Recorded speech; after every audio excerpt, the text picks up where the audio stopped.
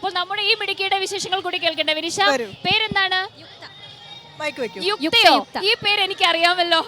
ഇന്നലെ നമ്മൾ കണ്ടിരുന്നു ഓട്ടംതുള്ളൽ. ഇന്നലെ മേക്കപ്പിലായിരുന്നു, പക്ഷെ പേര് ഞാൻ മറന്നിട്ടില്ല. യുക്ത ഇന്നലെ നമ്മൾക്ക് വേണ്ടി ഓട്ടംതുള്ളൽ പെർഫോം ചെയ്തിരുന്നു. മിമിക്രി. ഇന്നലെ ഞാൻ കോസ്റ്റ്യൂമിലാണ് കണ്ടത്. സുന്ദരിക്കുട്ടിയാണ് കേട്ടോ. നല്ല സുന്ദരിക്കുട്ടി. ഓക്കെ, അപ്പൊ ഇന്നെന്താണ്? മിമിക്രി ഞാൻ മൈക്ക് പിടിച്ചു തരണോ? ഓക്കെ, അപ്പൊ ചെയ്തോളൂ. അനുകരണ കലയുടെ പുതിയ തലങ്ങളിലേക്ക് let's the beat 3 2 1 let's go yo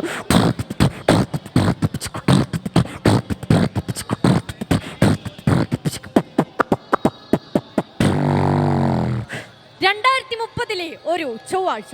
നമസ്കാരം. സിനിമാ താരങ്ങളെയും രാഷ്ട്രീയ നേതാക്കളെയും വഹിച്ചുകൊണ്ടുള്ള ചൊവ്വാഗ്രഹത്തിലേക്കുള്ള ആദ്യയാത്രയുടെ പേടകം തയ്യാറായി കഴിഞ്ഞിരിക്കുന്നു. ചൊവ്വാദോഷമുള്ളവർക്ക് പ്രത്യേക പരിഗണന നൽകുമെന്ന് കേന്ദ്ര മന്ത്രാലയം അറിയിച്ചിട്ടുണ്ട്. യാത്ര ആരംഭിക്കുന്നു. തത്സമയ ദൃശ്യങ്ങളിലേക്ക് 3 2 1.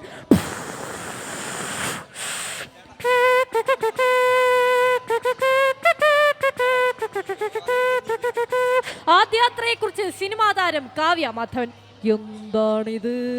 ഞാനും ദിലീപേട്ടനും ചന്ദ്രൻ ഉദിക്കുന്ന ദിക്കിൽ അഭിനയിക്കുമ്പോഴേ ഇതിൻ്റെ 2ാം ഭാഗം ചൊവ്വ ഉദിക്കുന്ന ദിക്കിലായിരിക്കുമെന്ന് ഉറപ്പിച്ചിരുന്നു. പക്ഷേ ഒരു ദിക്കും ലക്കും ഇല്ലാതെ വല്ലാതെ അലഞ്ഞുപോയി.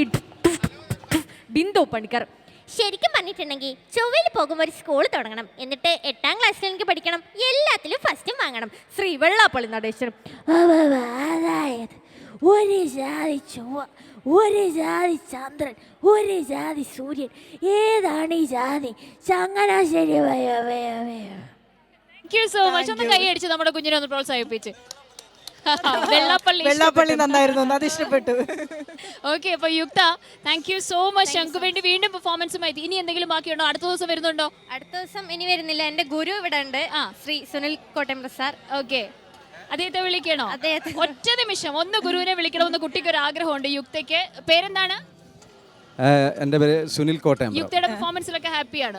തീർച്ചയായിട്ടും. അനന്തപുരിയുടെ ഈ ഒരു സർഗാത്മകമായ അല്ലെങ്കിൽ ഭാവരാഗ താള സംഗമങ്ങൾ കൊണ്ട് ധന്യമാകുന്ന ഈ വേദിയിൽ യുക്തയുടെ മിന്നുന്ന പ്രകടനം തീർച്ചയായിട്ടും എന്നെ ഏറ്റവും ഓർമ്മിക്കപ്പെടുന്ന ഒരു നിമിഷമായി കഥാപ്രസംഗനാണോ?